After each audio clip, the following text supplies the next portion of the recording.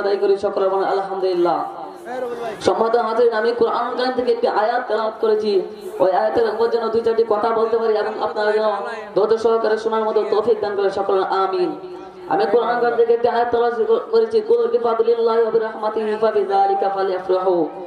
সম্মানিত হাজিরিন, আল্লাহ পাক রব্বুল আলামিন তিনার বন্ধুকে কি বলেন, হে হাবিব আপনি বলুন, আপনার উম্মতদেরকে বলুন, মুমিনদেরকে বলে দেন যারা আপনাকে ফজল এবং রহমত হিসেবে পেয়েছে তারা যেন অবশ্যই খুশি হয়, বলেন সুবহানাল্লাহ।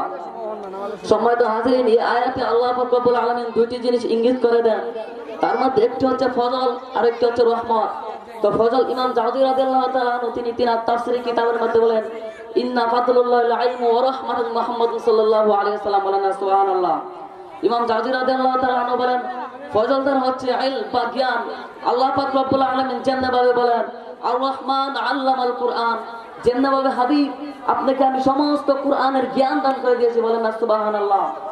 তো আল্লাহ পাক রব্বুল আলামিন বলেন আমি রব, সমস্ত প্রশংসা আল্লাহর জন্য, যেভাবে আলহামদুলিল্লাহ রাব্বিল আলামিন, আমি রবের জন্য সমস্ত প্রশংসা এবং আমি রব যতটুকু এরিয়ার জন্য ঠিক তেমনিভাবে আপনার হাবিব সমস্ত এরিয়ার জন্য রহমত, বলেন সুবহানাল্লাহ।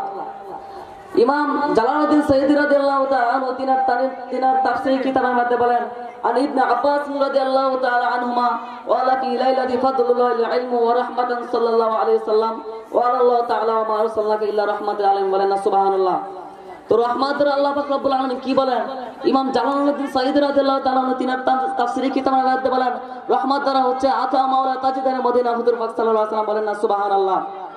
শুনো, তিনার তাফসীর কিতাবের মধ্যে বলেননি এবং স্বয়ং আল্লাহ পাক রব্বুল আলামিন বলেন ওয়া মা আরসালনাকা ইল্লা রাহমাতুল আলামিন, আমার হাবিব সমস্ত এরিয়ার জন্য রহমত, বলেন সুবহানাল্লাহ।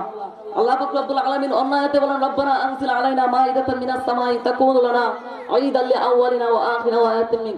হযরত ঈসা আলাইহিস সালাম এর ঘটনা আল্লাহ পাক রব্বুল আলামিন ঈসা আলাইহিস সালাম বলেন হে আল্লাহ রব্বানা আনজিল, হে আমার রব আসমান থেকে আমার উম্মতদের জন্য নিয়ামত দান করো, খাদ্য পাঠান। তো আল্লাহ পাক রব্বুল আলামিন যখন আসমান থেকে নিয়ামত দিলেন তো ঈসা আলাইহিস সালাম তিনি উম্মতদেরকে নিয়ে বলেন রব্বানা আনজিল আলাইনা মাইদাতাম মিনাস সামাই তাকুনু লানা ঈদাল লিআউয়ালিনা ওয়া আখিরিনা। হে রব, এই নিয়ামতের কারণে আমরা আগে ওপরে এই দিনটিকে ঈদ হিসাবে সাব্যস্ত করি না, বলেন সুবহানাল্লাহ। তো আল্লাহ পাক রব্বুল আলামিন নিয়ামত পেয়ে তারা যদি ঈদ হিসাবে গ্রহণ করতে পারে তাহলে নবীজি কি আমাদের জন্য নিয়ামত না? আল্লাহ পাক রব্বুল আলামিন বলেন সবচেয়ে বড় নিয়ামত হচ্ছে তোমাদের মধ্যে আমার বন্ধু, বলেন সুবহানাল্লাহ। সম্মানিত হাজিরিন, আমরা বলে থাকি যে ইসলামের মধ্যে দুইটি ঈদ, আর কোনো ঈদ নাই। হযরত আব্দুল্লাহ ইবনে আব্বাস রাদিয়াল্লাহু তাআলা আনহু বলেন আল-ইয়াওমা আকমালতু লাকুম দীনাকুম ওয়া আতমামতু আলাইকুম নি'মাতি ওয়া রাদিতু লাকুমুল ইসলাম মদিনা। আব্দুল্লাহ ইবনে আব্বাস রাদিয়াল্লাহু তাআলা আনহু এই আয়াতটি একটি ইহুদির ব্যক্তির সামনে তেলাওয়াত করলেন।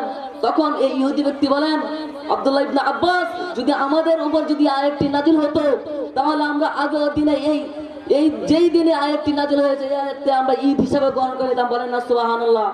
তখন ইবনে আব্বাস রাদিয়াল্লাহু তাআলা আনহু বলেন এই আয়াতটি যেই দিনে নাজিল হয়েছে ওই দিনে দুটি ঈদ, ওই দুটি ঈদ হলো জুমার দিন এবং আরাফাতের দিন, বলেন সুবহানাল্লাহ। তো জুমার দিন আমাদের জন্য এমন একটি নিয়ামতপূর্ণ দিন যেই দিনে আদম আলাইহিস সালাম দুনিয়াতে আগমন করেছেন এবং যেই দিনে আদম আলাইহিস সালামকে জান্নাতের মধ্যে দিবেন এবং সবচেয়ে বড় নিয়ামত দিন হচ্ছে আল্লাহ পাক রব্বুল আলামিন এই জুমার দিনে কিয়ামত দান করবেন, বলেন সুবহানাল্লাহ। তো সম্মানিত হাজিরিন, সময় খুব সংক্ষিপ্ত, আমি আর 2 মিনিট শেষ করে দেব। আমাদের মতো কত মানুষ বলে মিলাদুন নবী বলতে কিছু না, ওই বেদাত পন্থীরা বলে। সেই জন্য আল্লাহ পাক রব্বুল আলামিন বেদাত পন্থীরা হচ্ছে আহলুল বেদাতি কিলাবু আহলুন নার, বেদাত পন্থীরা হচ্ছে জাহান্নামের কুকুর। এই বেদাত পন্থীদেরকে জাহান্নামের কুকুর বলে দিয়েছেন।